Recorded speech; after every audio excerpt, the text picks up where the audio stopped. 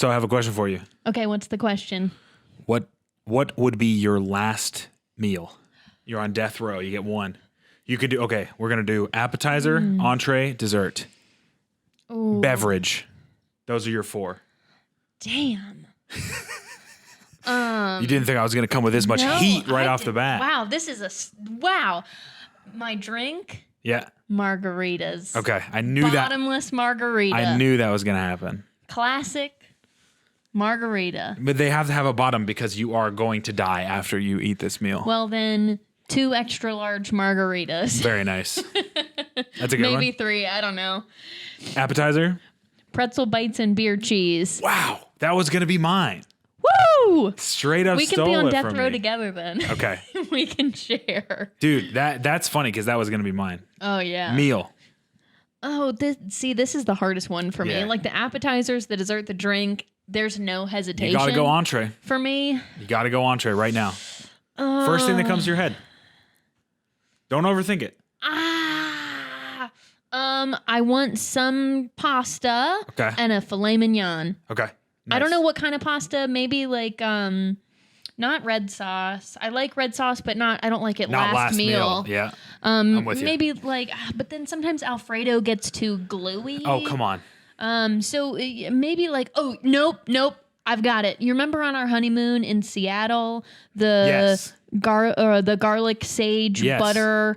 How could I forget? That pasta with a filet mignon. Nice. And then dessert. Chocolate cake from Wright's Deli in South Tampa. Very good. That's it. You ready for meal. mine? Yeah. So I was going to do pretzel. So drink? You can still have pretzel bites. No, I got to do something different. Okay. Drink is going to be a Mountain Dew Baja Blast from Taco Bell. I'm not even a little bit surprised. A good one, though. Like syrup to fizz ratio on point. Because sometimes it's off. Yeah. But I'm talking like, no, the Baja Blast Freeze. That's the drink. Yes. Entree or appetizer. Damn. Calamari. Oh, you love calamari. Calamari. Good, fresh calamari. Mwah. With good gravy. Good gravy. Gotta have good gravy on top of that. A little lemon and lime squeezed on there. Lime. Both Just of them. lemon. Nah, citrus. All right. You ready for the entree? Yeah. Waffle House, Texas, bacon, egg and cheese melt. 3 of them with hash browns smothered and covered, baby. Oh, man, dude. And I may catch a lot of flack for that, but there is no meal more indulgent and excellent. You love a breakfast sandwich. I love a breakfast sandwich, and then a breakfast sandwich from Waffle House at 3 a.m. The Texas, I guess they do. I mean, last meal, and that's a middle of the night deal. Big love. All right. Dessert? Dessert. That's hard because I'm not a huge dessert guy. Let me think. Would you rather have a second meal? No. You got to have dessert. You got to stay within the parameters of the question. Okay. Dessert would be New York style cheesecake with a strawberry drizzle. That sounds really good, too. Yeah. Oh, damn. Now I'm deep in the middle of a fat loss phase. Why are we doing this question? You asked it. I know. I just wanted to get the podcast off to a roaring start. Welcome to the 5th episode of the Black Bear Barbell podcast with your host, Jonah. And Sarah. We are so excited that you're here. If you guys have last meals that you would like to comment, put them down in the comments. That's what I'm trying to say. Put them down in the comments. Put them down in the comments. Can I just say, every time I say my name at the beginning, I feel so stupid. Yeah, it's really awkward. I don't know how to say my own name. Right, because you don't often say your own name. Sarah. Yeah. I introduce myself a lot, so I've gotten pretty used to saying my own name. I'm not there yet. You'll get there. Okay. Welcome back. We're glad to have you. Hope you've been enjoying these podcasts. We've been enjoying putting them out. Yeah. Today's sponsor, as always, is the Black Bear Barbell Coaching Service. If you are looking to take your gym life to the next level, well, I've got the guy for you. Guess who it is? Who is it? It's me. Whoa. I would love to be your coach. If you have a gym membership just sitting, getting charged every month and you're not utilizing it, well, then we can do some online training together. Start using your gym membership. I'd love to help you use your gym membership. Yeah. We can get on a FaceTime. We can get on a phone call. We can script out some workouts for you. I can consult with your nutrition. Anything and everything that you can think of. Mm-hmm. Mostly remote, but if you're in the greater Atlanta area, I'd love to try and work something out with you physically. But we can do remote stuff. We can do anything you want. I am here to help you reach your fitness, health, and lifestyle goals. So just let me. Yeah. Give me a DM. Shoot me an email. The email is down in the description. With the sponsorship out of the way, today we are going to talk about the wonderful and terrible world of social media. Mm-hmm. Wow. Before we get into that, how was your week? It continues to be busy. Yep. What was the best thing that happened to you this week? I honestly don't know. Oh, no, that's not good. Make something up. This is the we got to be positive on this part. No, you can be negative. It doesn't have to be about work. Work was kind of bad this week. But this morning I got to hang out with a friend. Oh, that's very nice. That was really lovely. And I had a great time. Yeah, we kind of live in a secluded... Nice. It's not secluded, but we don't really see very many people. We both do a lot of stuff. Atlanta's so big that we have a lot of friends in Atlanta, but we do not really live in Atlanta. At least half an hour away from... None of our friends live in Atlanta, but we all live in areas. Atlanta generally, but not close to each other. I know. In Atlanta generally. Crazy. So I mean, it was good 30 minutes to get there, but it was totally worth it. We always have fun. Yeah, that's great. That was great. I hadn't seen her in a few weeks, so I'm glad you got to see her. Nice to catch up. Yeah.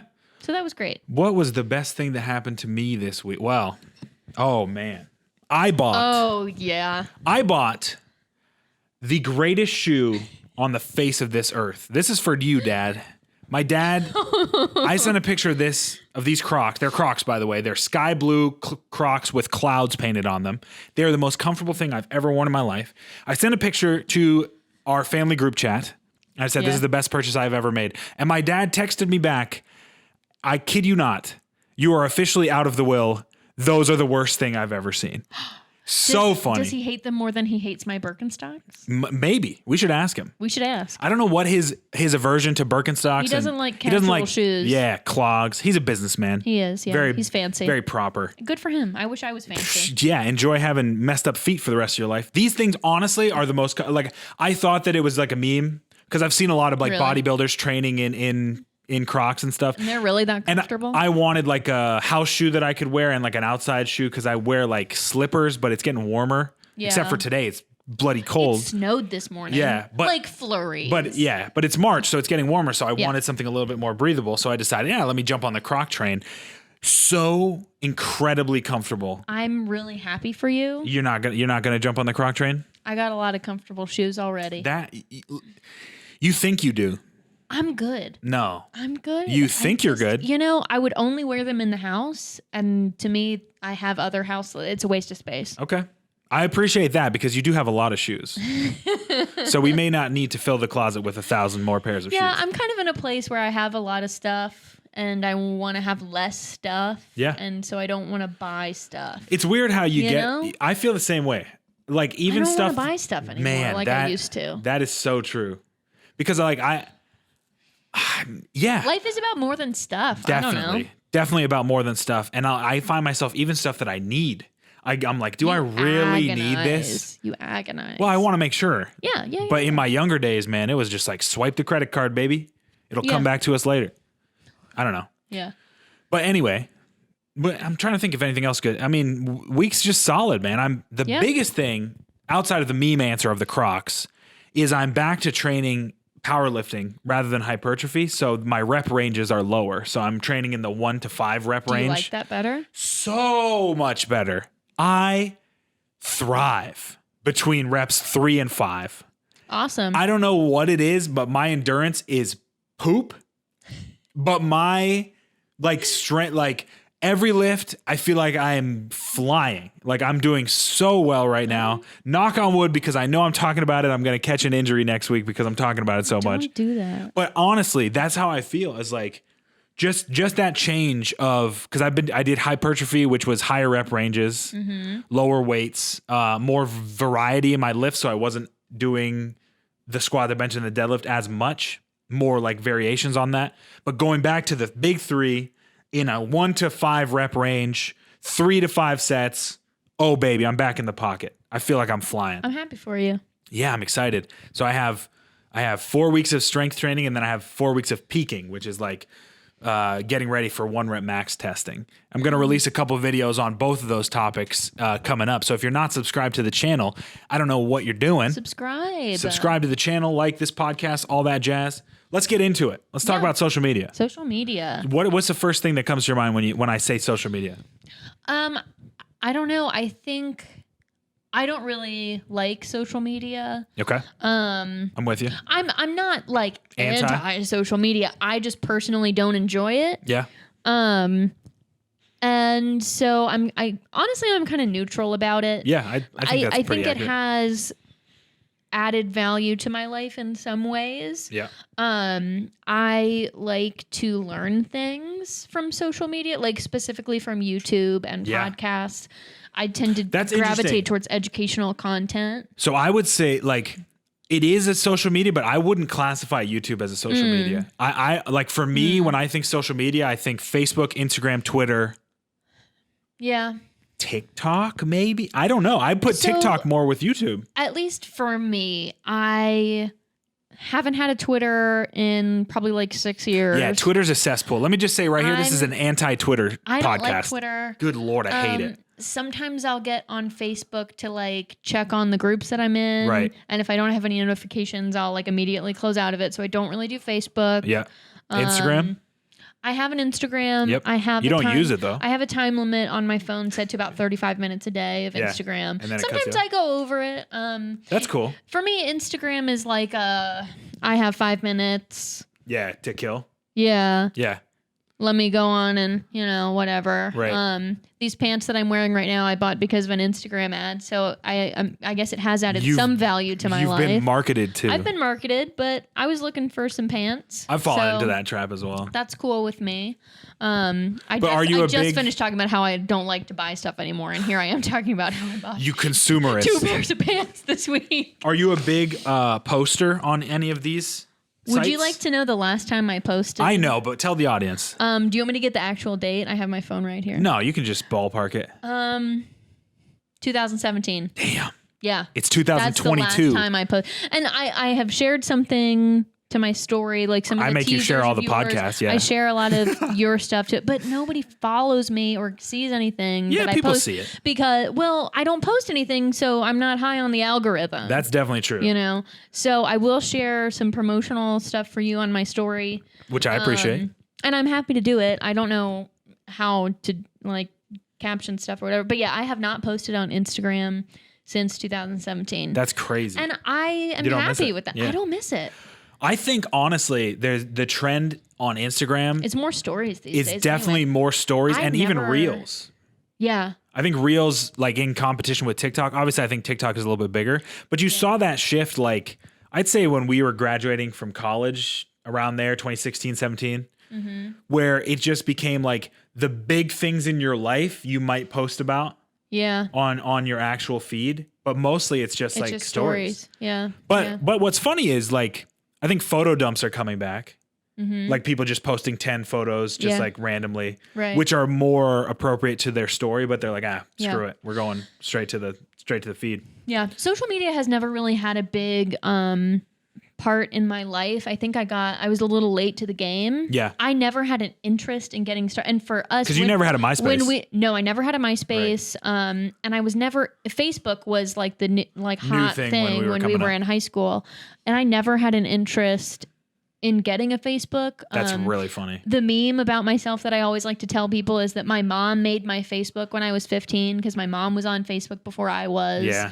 And she sat me and she's like, I guess she wanted me to connect with people more. Be a young teen. And be a carefree young person. I don't know. Mom, feel free to comment and weigh in on why you wanted me to make a Facebook. That's funny. But yeah, she sat down with me at the desktop computer that was in our family room. Wow. Feel free to speculate on what year that was. But there was a desktop computer in our family room, and she sat me down and was like, "All right, honey, we're gonna go in here and we're gonna make you a Facebook." Jeez. I never really connected with social media that much. Exact. I never opposite. had a Vine. I don't have a TikTok. Wow. I'm on Instagram about 30 minutes a day, if that. So did I ever tell you I had to write a 3-page essay to get my Facebook? Yeah. So I don't know. My parents are so interesting in that some things they were the most strict on the face of this earth, social media being one of them. And other things were just like, yeah, that's fine. Whatever. Yeah. Like, I don't know. I should sit down and ask them now that I'm older, like, what made you make those decisions? But Facebook was one that they were very anti. My mom is not a big social media person. No, she hates it. Hates it. Like, loathes But social media. half of the people I follow on Instagram, that's exaggerating, but there's several accounts that I follow because your mom has told me, oh, you would love this person. Right. Like the people that she follows, She's come around. she loves. She's come around. She Like, never got on Facebook, but she will go to bat for some people on Instagram. She came around on Instagram, yeah, for sure. But like I wrote an essay on like the benefits of, so I grew up, not half in America and half in the Cayman Islands where I'm originally from, but I would spend my summers in the Cayman Islands and I would go to high school in America where we met. And so when I would leave, I didn't have a phone that I was able to talk with people. It was kind of like before, because you came to America at 12. Yeah. In those days, people didn't really have cell phones at 12. Right. I don't think I had a cell phone. I didn't get a cell phone until I was almost 14. Or if I did have a cell phone, it was like a burner Nokia. I got left at school at night. That's why I got a cell phone. Yeah. Yeah. I don't know. Yeah, I think it was because I started playing sports and I needed to tell my parents. Yeah, it was after play practice. Right. So I didn't have a phone, but I wanted to keep talking to, my friends, but also girls because I was a young 13-year-old boy. And you talked to other girls? I did. Yeah. I didn't know if you knew that. Anyway, I wrote an essay about how beneficial it would be for my social upbringing, and I wish I still had it because it was hilarious. I wonder if your parents still have it. They don't really keep. No, they wouldn't have kept it. Yeah. But basically, yeah. So I wrote the essay, and they let me make a Facebook, and then my mom would check it every night, like religiously. And she would do the same thing with my cell phone. And I tell people that, and they're like, oh my God, that was such an invasion of privacy. I'm like, no, thank God she did that. I would have gotten in so much trouble, dude. Like, I was such an idiot kid that, like, I didn't think that there were any consequences in this world. I was just like, I can put this on Facebook. There's no problem if I put this on Facebook. and my mom would be like, you should probably delete this. And I'd be like, oh, okay, thanks, Mom, for protecting me. Which, when you're a kid, it's like, it's not a phase. How dare you? Yeah. She's I'm like, 14. I have rights. I need my privacy. It's like, no, you're a shithead kid. Like, you don't know anything. You listen to your parents. I got in trouble for texting you too late one night. Yes, of course. I did too. My phone was supposed to be on the charger by 10 o'clock. Yeah. And one day, my mom saw a text from like 11 o'clock, and she's like, hey. This is too late. You were supposed to be asleep. Yeah, because your phone was supposed to be on the charger from 10 o'clock. If you text after 10:01, you're gonna get pregnant. No, I mean, some of the stuff I understand. Boundaries are good. Very much so. Kids need sleep. Like, I get it. I'm not mad about it. Right. I wasn't even mad about it at the time. I was like, yeah, you're right. That was the rule. I mean, right. Shame on me. But it is a little weird. Like, now you look at the context of the way kids, because I think it's totally different now. Coming back to the social media thing, we were coming up when it was exploding. Yeah, and it was 2012. Like, Facebook was becoming like a thing. Instagram was like, this is how people are communicating now. And then now you look at like 8-year-olds that have like 10 million followers on Instagram, and you're like, what is happening? My cousin has lots of followers. He runs a fan page. He runs a fan page for the Jacksonville Jaguars, dude. and the stuff he puts out is incredible. Yeah, the content is good. If you're a Jaguars fan, go Shout follow it out, man. Jag City. I mean, it actually really is very impressive. Because he does all kinds of like photoshopping and he like researches. He knows everything that's going on with the team. The amount of work ethic that he has, it's actually kind of amazing. It is pretty cool. It really is. So I don't know. But maybe it's teaching him responsibility. I don't know. Yeah, know. There's definitely that aspect of it. But the other thing about social media, and you hear about the fear mongering all the time, and like, oh, it's causing suicides and it's causing poor body image. And I just wondered if you had any like real world experience with that type of stuff. I mean, I didn't need social media to have a poor body image, if True. that's what you're asking. Do you think that it fed into it? I was never on it. I just, independent of social media, had a bad body image. That's wild. I think that's just part of being like a teenage girl, to be honest. I mean, because before social media, you had fashion magazines. Like, it's not like pictures of unattainable standards were not there before Instagram. So my thing was more, I didn't care about this like nebulous celebrity thing, because for some reason I thought that was always unattainable. So like the peak of human performance when I would come across that stuff on Instagram or whatever, social media. I would be like, oh, okay, well, there, you know, one, I knew that it was Photoshopped very early on because I was into like computers and messing with pictures and stuff. I was Photoshopping stuff from when I was like 10. Yeah. Not that young, but basically. And then, so it was more so I would see my friends, and I was always the fat kid, like growing up. Yeah. For better or worse, I always dealt with weight since the age I was 10. And so I would see my friends and they'd have their shirts off at the beach or whatever. And that would make me feel bad about the fact that I was always wearing a shirt because I was insecure. Right. So it was never like Brad Pitt is like the hottest man on earth and I'll never look like that. It was like, no, my friends who I know look better than me. And that makes me feel bad about myself. Yeah. So I don't know. I wonder if that's more I had that too, like in real life. Yeah. But but I think on the opposite end of the spectrum, you know, I was always like the scrawny skinny, little, you know, whatever. Yeah. And I mean, I don't know. It's just, I don't know any different. Right. And, I mean, I don't really care about it now. I don't know. I've never been somebody that cared that much about what other people were doing. Yeah. To be honest. Well, that's another interesting question I was going to ask. I'm a very introverted person. Yeah. And I just kind of care about my own self-development and like how I'm feeling about, and like I did have some body image issues. I probably still do, being perfectly honest. Yeah. And I think that's just part of being a girl sometimes. I think that's just part of being a human. Person. Yeah. I think there's a lot of guys that I do have too. Body image issues too. Mine have actually gotten worse as I've gotten more involved in the fitness industry. I don't think social media helps. No. But I think within the last year, maybe, there's been a lot more candor about use of filters and like what a real person looks like. Right. And I think that's helpful. Very positive. I mean, I'm past the point where that would like make or break my psyche as a person, but I think that hopefully it does help people. And we don't know anybody that's like 16, 17 that's going through it on the ground right now. We can only speak to our own experience and like what we observe. Right. But I do think that like the Zoomers do a better job of understanding like this is fake. Right. Like they because they came up with the ability to change the way they look with filters, with Photoshop, with whatever it is, they call it out. They're like, this is not real. Yeah. Yeah. Well, there was a TikTok that we were watching on YouTube the other day. Yep. Millennials. Weird sentence. But you were shocked because it was this girl and she looked gorgeous, perfect makeup, and then she took the filter off and she had no makeup on. She looked like a completely different person. And you were you're like, oh my God, a filter can do that? And I was like, yes. What do you think a filter is? No, because in my mind, that it's takes just like color grading. No, that takes 30 minutes in Photoshop to do that effect. I did not know that filters had gotten that They're effective. really good. They do makeup, wild. They do fake lashes, they change the shape of your eyes, they change the shape of your nose. It's absolutely I guess insane. it makes sense because there are deep fakes where you can basically literally put another person's face on top of you. So I don't know why I didn't connect that. Yeah. But that one really shocked you. To see it so rapidly, the change in between, like literally she looked like a different person. Yeah. And beautiful either way. Right. She's a really, really pretty person. I wouldn't say that. I thought she was. Well, I mean, you know, beauty's in the eye of the beholder. Yeah. I have a very strange taste in humans. I like weird.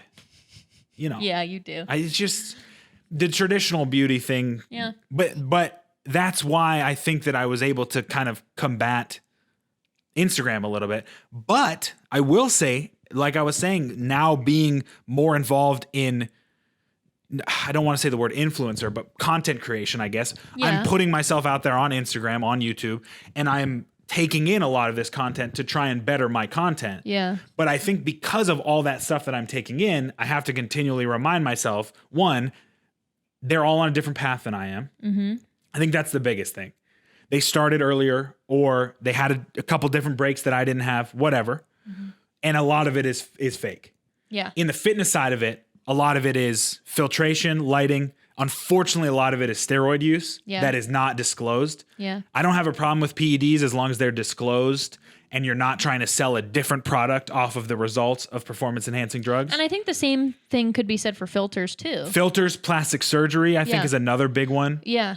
Especially a lot of like female fitness influencers. Yeah. It's like, you know, they've had a boob job, BBLs and right, and yeah. it's like, oh, They're like, do this squat workout, right? This is body weight squat workout, right? And and they're in reality they're probably squatting, you know, a bunch of actual weight right. to have that or actual weight. They've had surgery done. They've had right. performance, like they're doing all kinds of things outside of this, like one body weight glute workout. Dude, if you want to be shocked I don't know. about like muscularity, there's this great YouTube video. You can type in, I think it's called like photo shoot 20 minutes before and after. And it's a guy and he's going in to do a fitness photo shoot.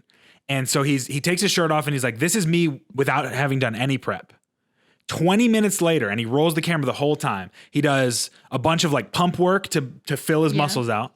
He gets makeup on, airbrushed, right? So that they to define the muscle, more contrast. They spray some stuff at him. They start setting up the lights, top down lighting, very defined, right? And then when he goes for the picture, flexing, sucking in the gut, that's just the stuff before you even bring that into Photoshop. Yeah. So that's on the ground stuff that he's doing to change his look. And then they take it into Photoshop and they do retouches, and then they enhance some stuff. So it's just like there's so many tools available to people to change how they look and what they present. At the end of the day, they are editing what they're putting out.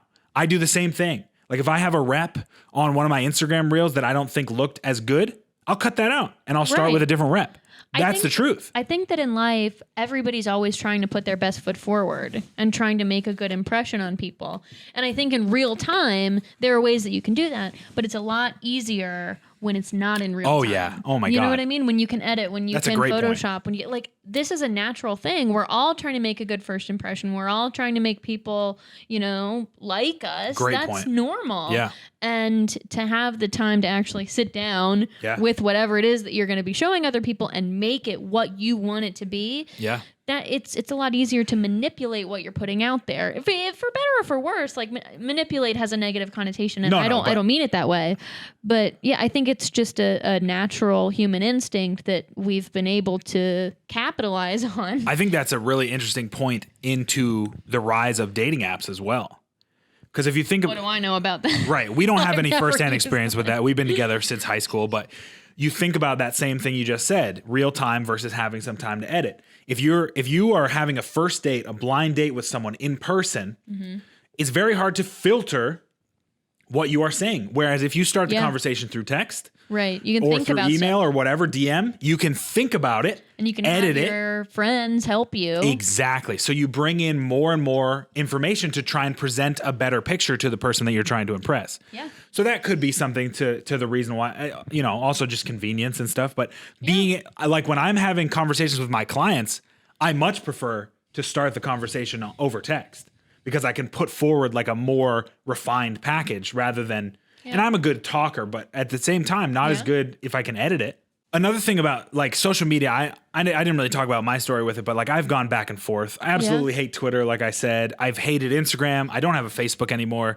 But like the thing for me is this internal battle between wanting to put out content that I think will help people that watch it while also simultaneously boosting my coaching business, because that's one of the other main reasons that I do it. I want exposure. I want people to see what I'm doing and, hey, this could be a good coach for me. And then we start a business relationship. But also just being like, this is mind-numbingly boring and just sucking my attention. I definitely feel like I can tell when I've been on Instagram for too long because my attention span, I'm just like, okay. Yeah. And I was talking to you about this last night. We were looking for a YouTube video to watch, and I would click onto something. 15 seconds later, I'd be like, I'm bored. Yeah. What the hell is that about? Like, honestly, I feel like, I don't know, this is not backed by science or anything, but it's got to be killing our attention spans. It has to be. I don't know. Well, for me, the reason that I mentioned that I have like a 30, 35 minute cap on Instagram for the day. Yeah. And I don't remember, it must have been when I got this new phone, which is, I don't know, maybe 2 years ago, something like that. Maybe less than that. Anyway, that doesn't matter. My phone started giving me every week a screen time report. Dude, you ever want to feel bad about yourself? Shocked. Check that screen time out. I was like, oh my gosh, I'm spending so much time on these apps. What could I be doing with that amount of time? That's so much time. I always feel like I don't have enough time. well, this is why. Right. This is why. And what am I gaining from it? And so I had to be honest with myself about like, what do I feel that I'm gaining from the time that I spend on these apps? And not all of it. Like I spend a lot of time on Google Maps every week because traffic. Right. And so like, obviously that's not going anywhere. So that's, probably 7 hours a week of screen time that's not going away. Who cares? But I kind of thought about, okay, how much value am I getting from each app? And how much time is that amount of value worth to me? Wow. And so that's how I decided how much time, what limit I wanted to spend. It's like, okay, I'm getting 35 minutes worth of value from Instagram. Or, whatever. Yeah. Right. Whatever. And it's different for every person. And if you're a person who is a content creator or, an influencer or whatever, obviously you're going to need to spend more than 35 minutes on Instagram a day. But at that point, you're getting more value out of it. You're getting monetary value out of it. You're growing your business. You're creating. Yeah, that's an outlet for you. I obviously haven't posted on Instagram in about 5 years. So for me, it's obviously not a creative outlet. It's just kind of scrolling through, I don't know, what's so-and-so eating for dinner tonight? Like, I really don't care. Right. And so, but you get caught in those loops. Right. And so now, it's like at the end of 35 minutes for the day, I am notified. Yeah. And it's like, all right, you've done your time here. And then I can say to myself, all right, it's a work night, so I'm going to move on. I'm going to do my nighttime routine. I'm going to go to bed. Or I can say, today's Friday. Time for more Instagram. It's the weekend. Yeah. Remind me in 15 minutes. Yeah. And so that's worked really well for me. There are still weeks where I'll get my screen time report at the end of the week, and it's like, oh, shoot, I spent several hours more on YouTube this week than I usually do. Oh, well, let's, it's a new week. It's a chance to start again. But having that screen time report come up every week, I could silence it. I could say, don't remind me about this anymore. But I really like the check-in with myself on that because social media, like I said earlier, it's never been something that I had a natural interest in. Yeah. It's just kind of something that I like a little bit of. Yeah, and it's not a creative outlet. It's not... I don't know. No, I feel you. It's just kind of there, and I like it to an extent, and I want to manage that. Yeah. And so that has really helped me. I think what you said about like determining the value of each app is really cool that I didn't really think about. Mm-hmm. Because it's just like my screen, I'm almost always in front of screens. You are. But I think that, like you said, I justify the value in that. Like I spent 4 hours editing content today. Couple videos, and that's valuable to you, right? That's something that I enjoy first and foremost. I love the creative process of it. I really actually like editing. A lot of people hate it, but I think that's my favorite part of content creation. Yeah. But like for me, if I had spent 4 hours looking at Instagram today, that would be a waste of time. Right. So and only you can define relative. what a waste of time is. It's relative to every person. Right. Yeah. And how you want to spend your time. We all get our own equal amount of time to parse out as we will. You got to decide. And what I've decided is what I've just said. Yeah. And it's working for me right now. So another big thing about Instagram that I deal with is just like I'm not a very big look at me type person. I am even less than you are. But I understand, like that's the big battle that I've been going through this year is like my goal is to put out content. I have defined that goal based on my values, like we talked about a couple episodes ago, about helping people reach their fitness goals. So, and we talked about this last night because I was reading up on, I'm doing research on how to better formulate my Instagram page and how to get more interactions and my YouTube and stuff like that. I'm doing a lot of more analytic work trying to figure stuff out like that. And so one of the main things that you see, especially on Instagram, is post every day. And I think that's horrible because why would anyone want to see what I'm doing every damn day of the week? But then I was watching someone and they were talking about repurposing content. And I thought that was a very interesting point. Super cool. Like doing it as a reel, as a text post, as a story, because people consume things differently. Mm-hmm. So when you're thinking about your audience, it's not so much that one person is going to see the reel, then the text post, then the story, and say, why the hell did this guy say the same thing 3 times? I'm only going to see the story. Some people only consume stories. Some people only consume reels. I know people that don't even know Instagram has a reel function. My mom was that person. I was telling her about the teaser reels. She's like, oh, what's a reel, honey? Right. So. And then I described it, and then she's like, oh, didn't know that had a name. But that's the thing. Like, it's not. I think that when you are the one producing something, it feels like a lot. It feels like a ton. And you imagine everyone is going to take on the same burden that you felt to produce it. That is not even close to true. You got to remember that people are following like 1,000. Thousands of people. Yeah. So, and so that's one post in 500 that they'll see that day. And one thing that I do is like, for the people that I follow, I ask myself, okay, this guy, like some people I follow post thousands of things, it feels like. Mm-hmm. But they all seem to have some sort of value to me personally. Yeah. So it's just more about defining the audience. And if the audience is still getting something from what you're posting, they don't care how many times you post. Mm-hmm. Right? So it's, for me, trying to determine, okay, or trying to kill the voice in the back of my head that's like, nobody cares what you have to say.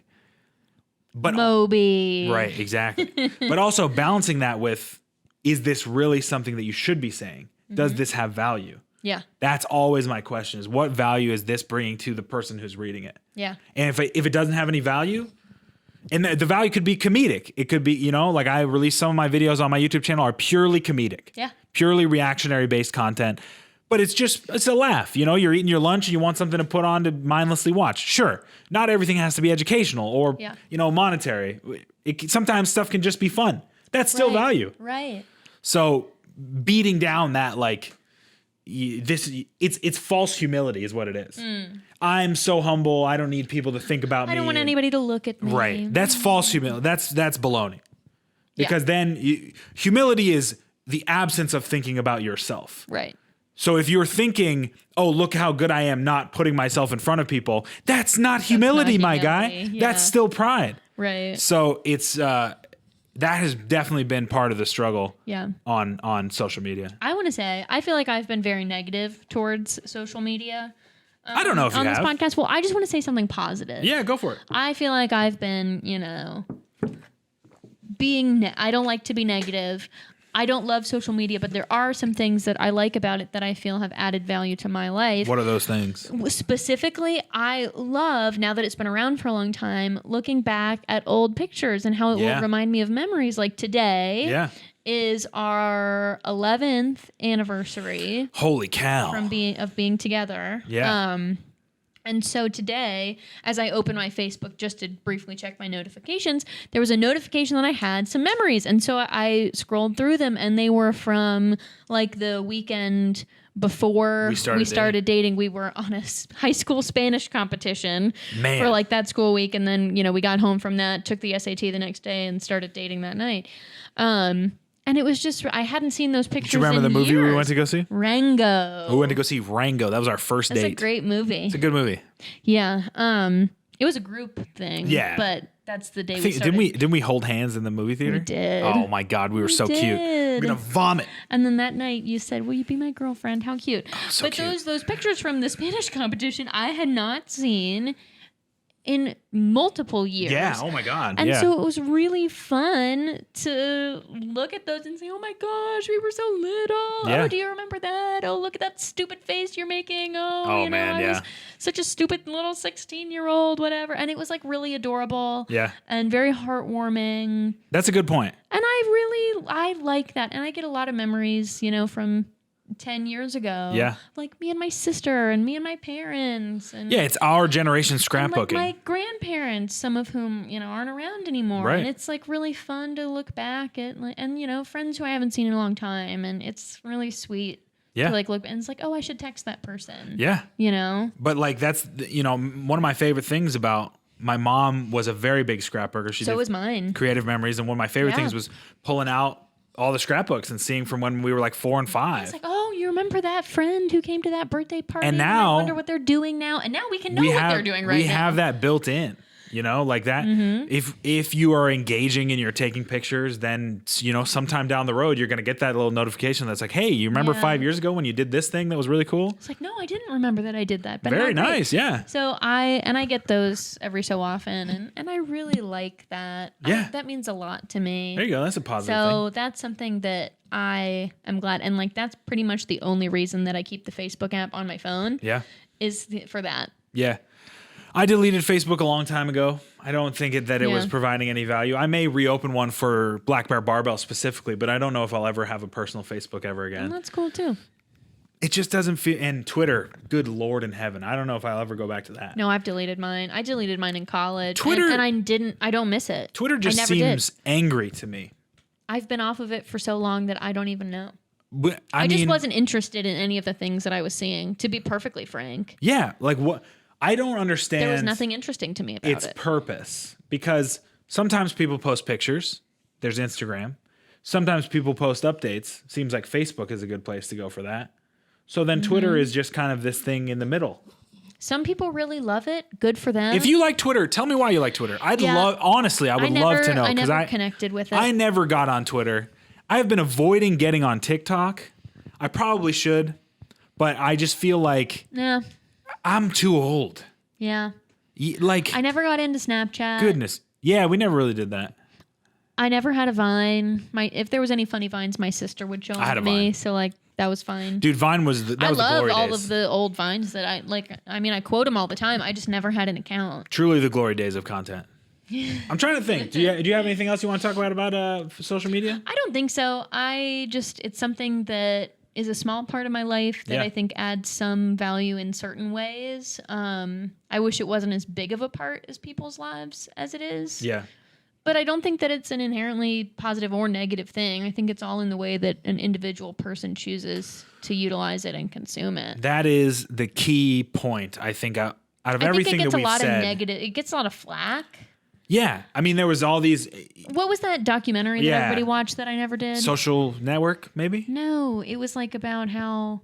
Yeah, it was like social networking or something like that. That was the movie about Mark Zuckerberg. Yes, I know there's the Facebook movie called The Social Network, but it was a play on words for the title, very similar. Yeah, but it was like, social media is rotting our brains and all of our thumbs are going to fall off and it's terrible. Well, maybe it is, but I mean, that's because people are using it in a way that they maybe shouldn't. The same reason that you cannot sue McDonald's for you gaining 800 pounds and having diabetes is the same reason that you should not be able to sue Facebook. There's got to be some personal responsibility. And I understand.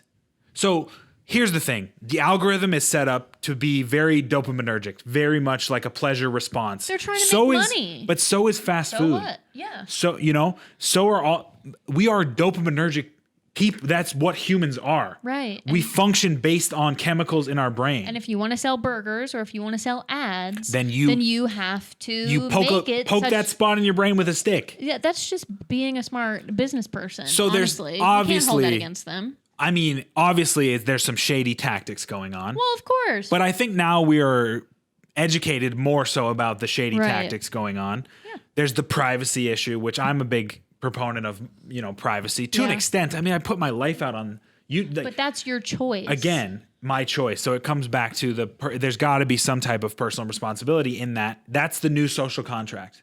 Yeah. If you want to have the convenience and the information, then you have to relinquish some of your privacy.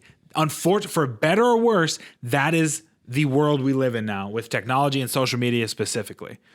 So that's something that I think we need to educate the younger kids on. People always talk about body image, and that's important as well. But like that idea of, do you want to be in your own little circle and left alone for the most part, or do you want to have these modern conveniences? That's a choice that I think that people should be able to make. No one should be forced onto these platforms. Yeah.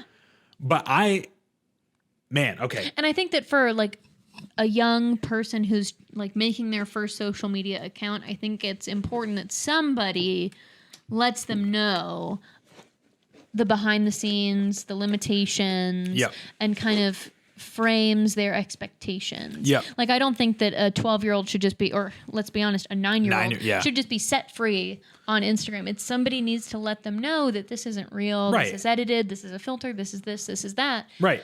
So that we're But setting them up for success. A 9-year-old shouldn't be set free in anything. I agree completely. They shouldn't be driving a car. Right. So it's the same thing. But does that mean that we have to restrict the age of entry? Technically, I think you have to be 13 to have a Facebook page. I mean, it's like everything is age appropriate. Just what is the age? Well, I don't know. I see. This is the freedom side of me. That's like, Yeah. it's your responsibility to educate yourself on this. Yeah. And if you are a child, then it is your parents' responsibility. That's a lot of responsibility to put on the parents. It is. But that's Everybody has to deal with their own selves and their own family in the way that they feel is best, and that's up to them. yeah. I mean, with my parents, it was I had to write an essay. And with my parents, it was, come on, honey, let's make a Facebook. It's crazy.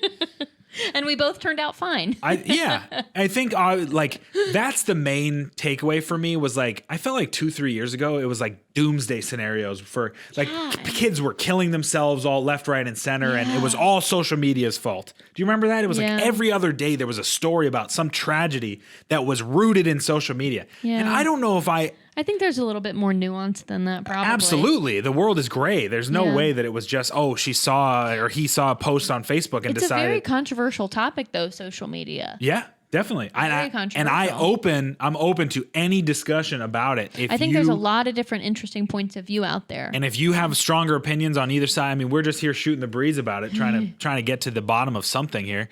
But I'd love to keep talking about it in the comments. Yeah. Another thing, like just before we move off this, is like, there was this aspect of when I went to film school and a little bit in the fitness space as well, but it's like you have to show your worth on your social media. So like as a cinematographer, I felt so much pressure to like your Instagram should be perfectly color graded. It's got to be curated and it's got to be this and that because it is like the modern business card. Yeah, it's very much that way. And this was when I wasn't really using Instagram and I didn't really want to be on social media at all. I think because I was dealing with personal issues, a little bit of depression and stuff like that, but I just wanted to be by myself. And I felt this immense pressure to keep my Facebook active and to keep my Instagram account active because I felt like I wasn't going to be able to get a job if I didn't. I don't think anybody should have to be forced to do that. If they don't want to be a part of these spaces, then they shouldn't have to. Right. Do you think that's a thing? I mean, in my field, it's not. No, right. But in a creative field, I feel like if you're not constantly pushing yourself out there to people, I imagine that's probably true. Where are you getting business from? Yeah. I don't know. Maybe people are just like doing circulars around the neighborhood.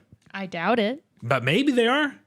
Maybe you don't want your reach to be that large. You want to be your community freaking gardener or your community fitness trainer or something like that. Yeah. And I think that's out there. Fine. That's awesome. Yeah. But I don't know. Yeah. It's an interesting thought. Yeah. I don't know. Well, we'll end the discussion on social media there unless you have anything else to say. I don't think you so. Good? Yeah. That was fun. That was interesting. I'm not 100% educated as I would like to be on this topic. No, I'm certainly not. I can only speak to my own experiences here. So if you have some insight and some scientific study or anything like that, pointing to the dangers or the benefits, I'd love to hear about it. I would be very interested to because read. I'm very much a layperson when it comes to this type of stuff. I'm trying to build my own brand and business as we go. Yeah. So let's keep talking about it in the comments. We're going to finish up today with my favorite segment. Oh, yeah? Book of the week. Book of the week. And movie of the week. Am I going first? Always. All right. Book of the week. So this one is one of my old favorites. The Woman in White by Wilkie Collins. What a name. I honestly would recommend almost anything. Everything that I've read by Wilkie? Wilkie Collins. And before you laugh. Is that a man or a woman? Man. From like the 1800s. Oh, okay. Like it's a old book. If you like. We should name our first child Wilkie. Wilkie. I'd be open to your argument for that, but anyhow, it's he was a mystery writer in the just very generally like Jane Austen kind of times. Okay. So if you like that kind of older era of like classic literature that's like out on the moors of England, very romantic, flowing dresses in the wind, but you also like mystery books. Seems pretty good fit. Yeah, really good. The Woman in White is probably my favorite one by him, but The Moonstone is also really good. He's got several books, like a small handful, maybe 5-ish books that he wrote. I might be wrong about that. What's The Woman in White about? Oh, it's been such a long time since I read it, but Uh-oh. basically it's like a missing person kind of thing, and there's like this mysterious woman in white who's like sometimes what is she a ghost? Is she real? Is she this? Is she that? Spooky. I don't know. But it's really good. So it's like a very like old timey, like imagine like a little detective in like a bowler hat and a monocle. Kinda. Nice. And like that's not actually what it is, but like that's the vibe. The vibe like of it. Pride and Prejudice, but there's like Sherlock Holmes showed up. Dude, speaking It's of really that, good. do And great language descriptive. do you remember those books like Pride and Prejudice and Zombies? Yes. What was that about? No, I never really liked That was them. like the vampire, like zombie era, like 2010 to like 2015. And what was the one with like the octopuses and I don't know. Oh, the sea monster. Sense and Sensibilities and Sea Monsters. Yes, that was it. Dude, clever titles. yeah. I never read them. I tried. You know what I read that was Never really really liked 'em. really wild? What? Abraham Lincoln Vampire Hunter. Oh, was that good? The book was actually fantastic. Oh, It was like wild. YA teen drama. yeah. But I was a teen when I read it. Sure. And then the other one, that same author wrote something about the three wise men were like assassins. I forget what the title of that one was. wow. That was actually really good too. But yeah, I don't know why you saying Pride and Prejudice just brought that up. I just remember I have a vivid like image of that cover. Yeah. Like the traditional Pride and Prejudice cover and the zombie Yeah. face and stuff like that. Yeah. But yeah, Wilkie Collins's books are very, very nice. They're like a chill read. Victorian mystery vibe. I would ballpark them at around 400 pages. I was about to say nothing written in that time is a short read. Well, that's not true. Pride and Prejudice is relatively short. Baloney. But yeah, I would ballpark them at about 400 pages. Well, if But you're they're looking for really a good. 400-page mystery novel, But yeah, if you like mysteries, go for it. I recommend it. Yeah. I mean, I really like his stuff. For movie of the week, it was only a matter of time until I started talking about my favorite movie of all time. And if you know me, you know what it is. I know what it is. But if you don't, I have 2 T-shirts, both of them me. by you. It is the cinema classic known as The Goonies. Yep. Dude, I mean, what can I say? I don't know. It is my favorite movie. I think I've seen it upwards of 30 times. Why is it your favorite movie? Why is it my favorite movie? That's a great question. It is my favorite movie because at its core, it is an adventure story, because it is centered around the wonder of like being a young kid.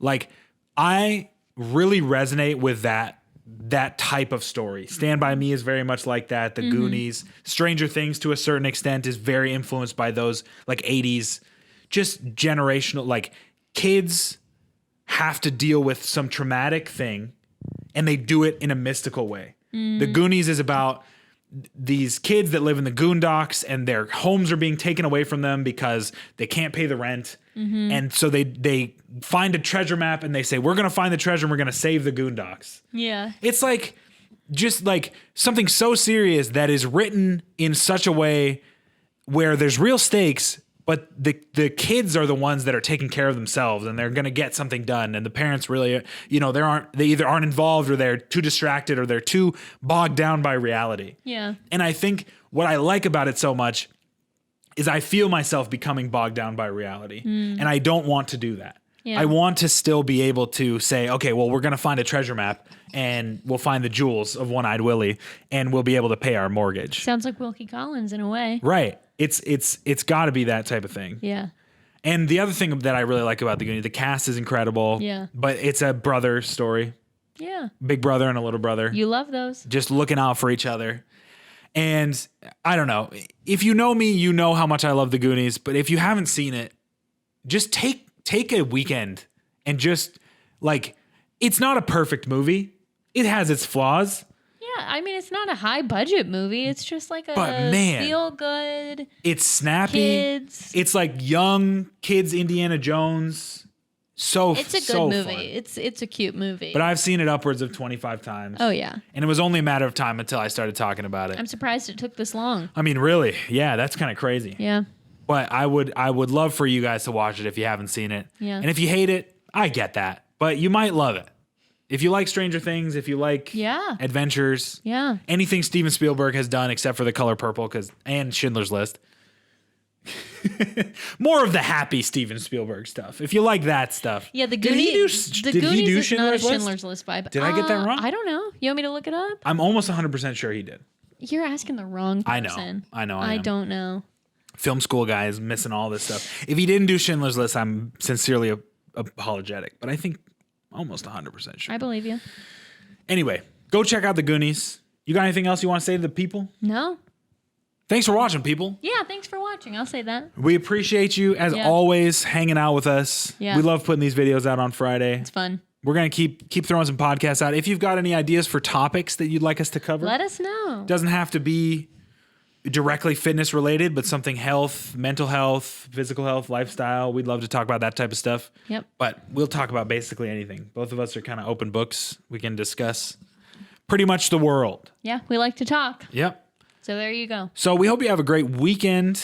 Hope you enjoy whatever you got going on. It's getting warmer. Mm-hmm. With the exception of today and tomorrow. Hopefully you like that. I'm not a huge fan of the warm, but that's okay. It's okay. It'll get cold again eventually. Hopefully soon. This has been the Black Bear Barbell Podcast. I'm your host, Jonah. And I'm Sarah. Nice. You did it well that time. Rocked it. Good job. Thanks. We'll see you next week. Have a great day, everyone. Get strong. Stay strong. Take it easy. Bye. Bye.